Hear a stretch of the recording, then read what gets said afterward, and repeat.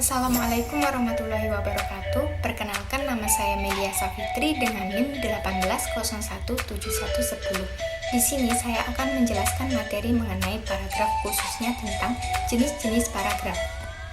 Video ini dibuat untuk memenuhi tugas ujian tengah semester mata kuliah Puluhan Bahasa. Baiklah, langsung saja kita ke videonya.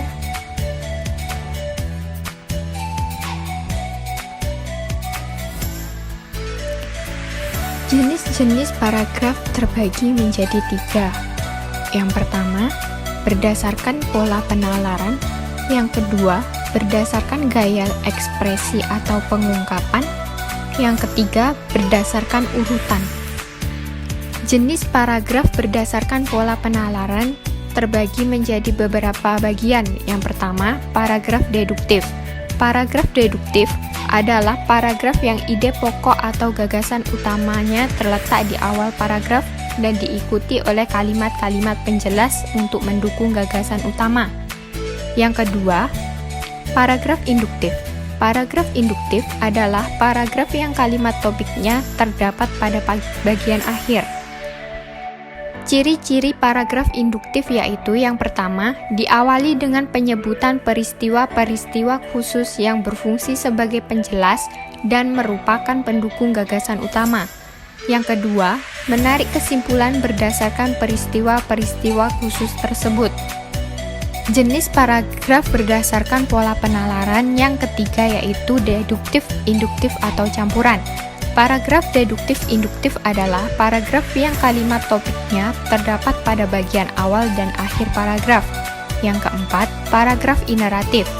Paragraf ineratif adalah paragraf yang kalimat utamanya terletak di tengah-tengah paragraf. Yang kelima, paragraf ide pokok menyebar. Paragraf dengan pola ini tidak memiliki kalimat utama. Pikiran utamanya menyebar pada seluruh paragraf atau tersirat pada kalimat-kalimatnya. Selanjutnya, jenis paragraf berdasarkan gaya ekspresi atau pengungkapan yang terbagi menjadi 5. Yang pertama, paragraf narasi atau kisahan. Narasi merupakan gaya pengungkapan yang bertujuan untuk menceritakan atau mengisahkan rangkaian kejadian atau peristiwa, baik peristiwa kenyataan maupun rekaan atau pengalaman hidup. Yang kedua, paragraf deskripsi. Paragraf deskripsi berisi gambaran mengenai suatu objek atau suatu keadaan sejelas-jelasnya dengan melibatkan kesan indera. Paragraf ini bertujuan untuk memberikan kesan atau impresi kepada pembaca terhadap objek gagasan. Paragraf narasi berdasarkan tujuan terbagi menjadi 3 jenis, yaitu yang pertama, narasi ekspositoris, yang kedua, narasi artistik, yang ketiga, narasi sugestif. Adapun pola pengembangan paragraf deskripsi yaitu terbagi menjadi 4 jenis. Yang pertama, pola deskripsi spasial, yang kedua, pola deskripsi pengamatan, yang ketiga, pola deskripsi sudut pandang, dan yang keempat, pola deskripsi fokus. Jenis paragraf berdasarkan pola gaya ekspresi atau pengungkapan yang ketiga yaitu paragraf eksposisi. Paragraf eksposisi adalah paragraf yang bertujuan untuk menginformasikan sesuatu sehingga memperluas pengetahuan pembaca. Yang keempat, paragraf argumentasi. Paragraf argumentasi adalah suatu corak paragraf yang bertujuan membuktikan pendapat penulis agar pembaca menerima pendapatnya. Yang kelima, paragraf persuasif. Paragraf persuasif adalah paragraf yang berisi ajakan. Adapun ciri-ciri paragraf eksposisi yang pertama yaitu berusaha menjelaskan sesuatu. Yang kedua, gaya tulisan bersifat informatif. Yang ketiga, fakta dipakai sebagai alat kontribusi. Yang keempat, fakta dipakai sebagai alat untuk mengkonkretkan informasi. Jenis paragraf berdasarkan urutan terbagi menjadi 3, yaitu yang pertama, paragraf pembuka atau pengantar.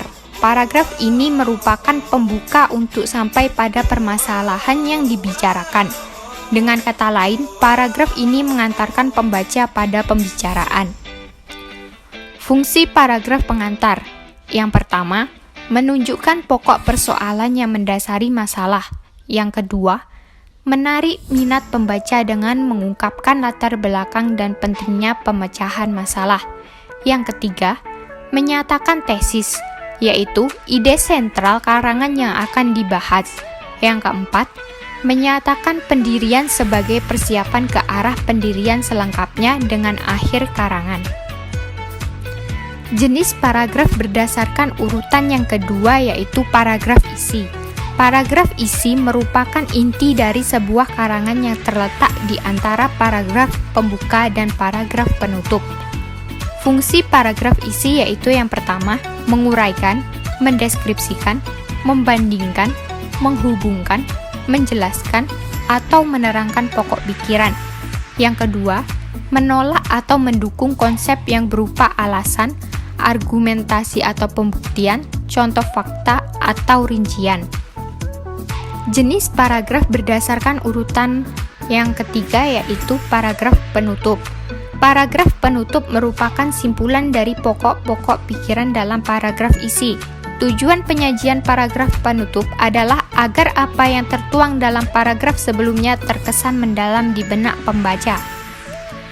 Adapun fungsi paragraf penutup yaitu yang pertama, paragraf penutup menunjukkan bahwa karangan sudah selesai.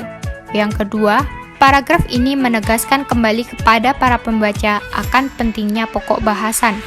Yang ketiga, memuaskan pembaca untuk mendapatkan pandangan baru. Yang keempat, paragraf ini menyajikan kesimpulan.